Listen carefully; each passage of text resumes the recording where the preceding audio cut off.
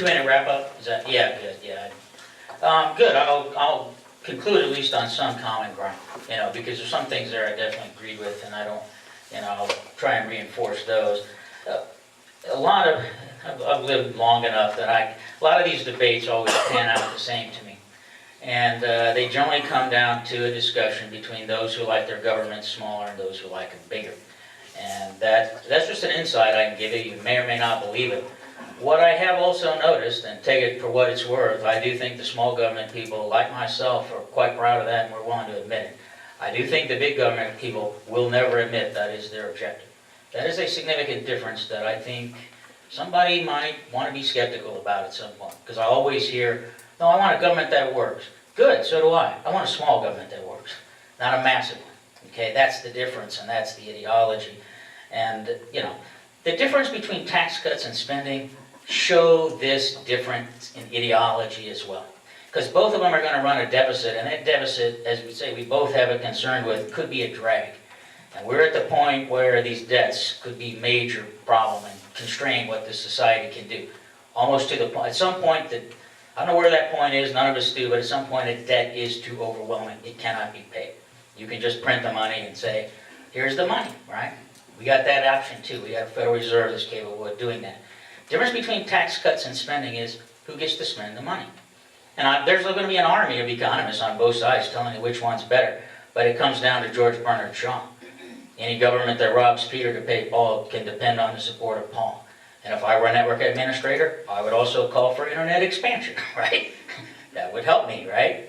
Isn't it that? I'm not accusing, that's a joke, okay? I'm not really accusing you of that. I am, and in war, somebody from the crowd mentioned war. I have no doubt that if I talk to all the generals at the Pentagon, they are convinced those wars are highly productive.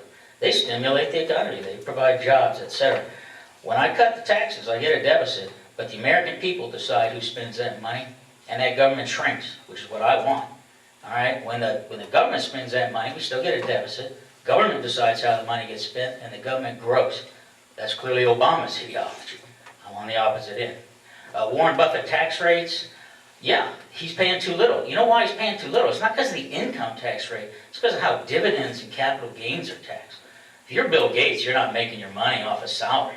That's not how it's done. You're making money off dividends. Dividend tax rate's about 18%.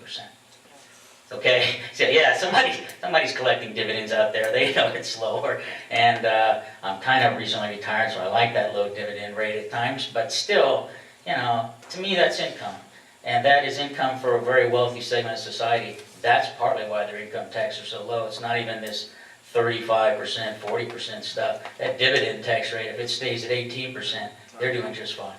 Yeah. Yeah, no, I'll agree with you on the capital gains and the dividends rates.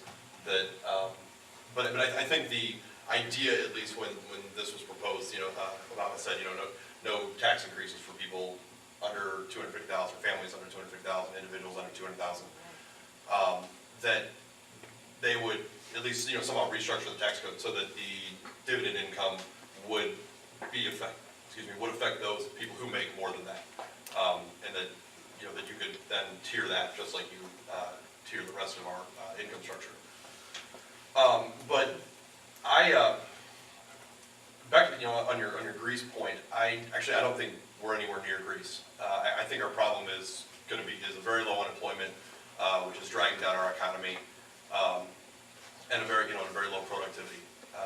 This economy is going to move until people make things again, and we can sit for years and just wait for people to decide, okay, well, I'll finally go do this, or wait for the rich to finally decide they want to spend their money. They're not right now. If there's any incentive to spend, it would be in these last couple of years when the tax cuts are supposed to expire.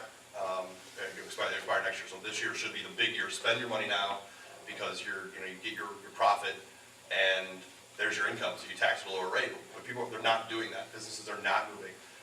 That's the failure that we have right now. So if someone's going to do it, it's going to have to be the government. Like the Obama stimulus plan was actually to say, well, hey states, here's a bunch of money. Go spend it on the things you need. We built everything from a bridge out in Kalamazoo or something like that, Missouri. The bridge out there And now we're using money to build the new Mississippi River Bridge in downtown St. Louis, something that's badly been needed for years to help traffic. I mean, these are things that would not get spent otherwise.